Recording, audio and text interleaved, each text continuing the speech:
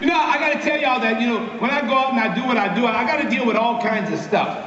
And one of the things that, you know, I have to deal with, especially being, you know, the priest that I am and the popular guy, and, you know, everybody sees him and loves him, which I don't blame him, you know. Like, I deal with all kinds of rumors, and just this morning, I was out, you know, setting up my little booth, and one of the leaders of the conference came up to tell me that there was something that was being spread about me, a little rumor that was going around. And I'm like, what you talking about? He said, man, look, this is what they saying, and I want to know if it's true. And I'm thinking to myself, you know, you got to have some chutzpah to have the audacity to walk up to me and say, I'm like the unmitigated gall, to come up and tell me something you think people have been saying behind my back. Because he told me that some of y'all are walking around this place telling people that I am a mama's boy. A mama's boy. No, I'm telling you, I'm not a mama's boy. I'm not. And I called my mama and she told me I could tell you that.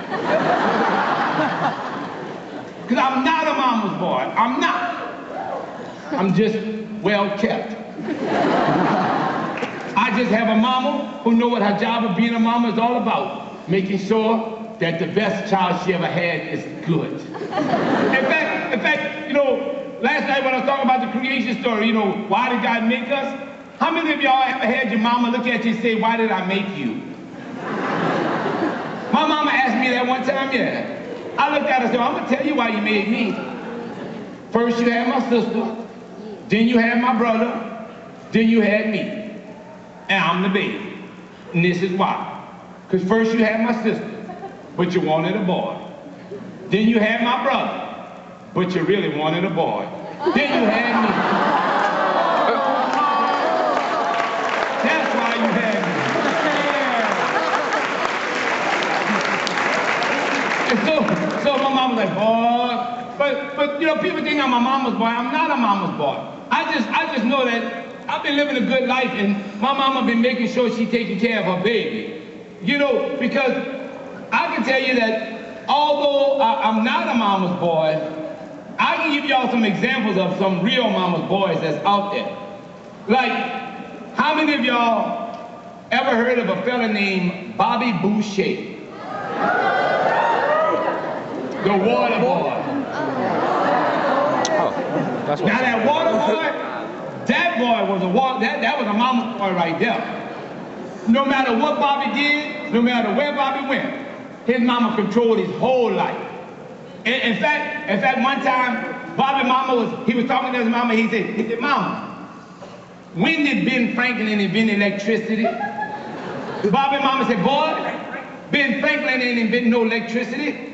I invented electricity. Ben Franklin is the devil. And then one time, now there's some wisdom there. Then one time, he was talking to his mama about girls. She said, Bobby, I don't ever want you associating with them little girls. And when he said, why not, mama? She said, because girls is the devil. There's some wisdom in there too, but I'm gonna leave it alone. So you know, I love Bobby Boucher, I love his mama. But if you think Bobby Boucher was a mama's boy, I got one even better than him. Forrest Gump. I knew it. That boy was a mama's boy. Forrest Gump was so much a mama boy that everywhere Forrest went, everywhere Forrest did something, whenever he had something wise to say, how he always started. Mama always says. One time, Forrest Gump, like he said, Mama always says, you can tell a lot about a person by their shoes, where they going, where they been. I've had lots of shoes. I don't know what they mean, but it sounds good. And then, what's Forrest Gump's most famous line? Mama always says, life is like a box of chocolates. You never know what you're gonna get. That's deep stuff right there. That's wisdom. And you know, like one of my most favorite lines was when Forrest was on the bus. You know, we sitting there, he had little leg braces on. And as he was getting on the bus, Forrest, you know, his soon-to-be girlfriend, Jenny, came on. And as she walked by him, she looked down and she saw Forrest sitting there. She said, are you stupid or something? And Forrest looked up and said, Mama says, stupid is as stupid does. Deep stuff right there. Oh yeah. You know, I gotta tell y'all though, you know, although I am not a mama's boy, I've had a mama that is, lived a life that has been eerily similar to Forrest Gump and Bobby Boucher. Because I have traveled the world, and I can't tell you, I don't know a place yet that I've gone to that at some point I didn't talk about what my mama would say. Because I have a mama that to this very day still takes her job of being a mama seriously. Like my mama, she don't play. I'm a priest. I walk up in the house the day after my ordination, the earls on my hands is still wet. I had just finished celebrating my first mass. Hundreds of people packed in the church, caught into the order of Tony. I walked in my mama's house, had the collar on, the suit, the whole thing, and my mama looked up and said, go take out the trash. My dad is like, woman, he a priest now. That's Father Tony, your son. She's like, he needs to know when he come up in this house, he's still a baby. Go take out the trash.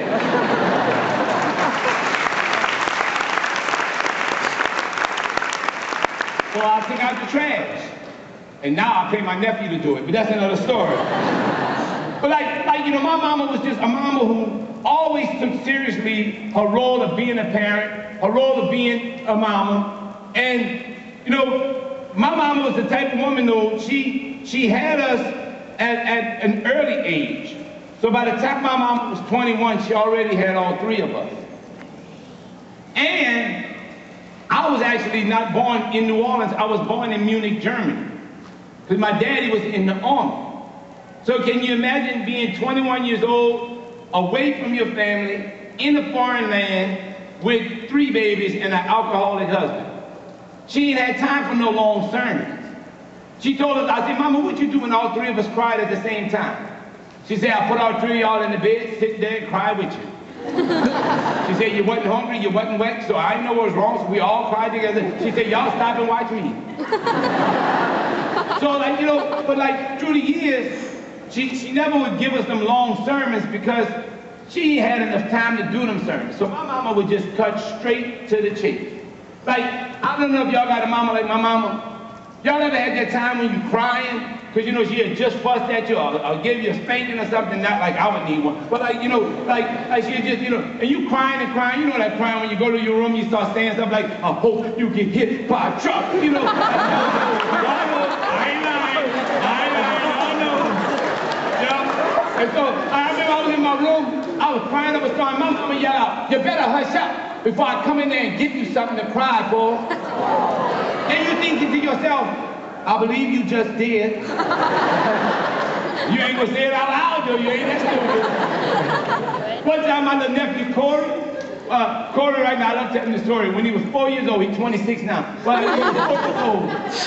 Corey went to the grocery store with my mama, and right when they got to the cereal aisle, Corey decided that that would be the best place to throw a temper tantrum. This little 4-year-old laid down in the middle of the aisle, started screaming and kicking and shouting, and like, not that he didn't have a valid reason, because I got the kind of mama who would like put them old dry cornflakes in the basket after she passed up crap to have Captain Crunch, you know what I mean? Like, she'd be like, oh, who eats Raisin Brands? Old people, you know, like, oh. And so like, you know, Corey was like screaming and kicking. Well, the one thing that you don't do, embarrass my mama in public. It's gonna be ugly. But my mama, cool. She saw him on the ground, he kicking and screaming. She began to call all the people around.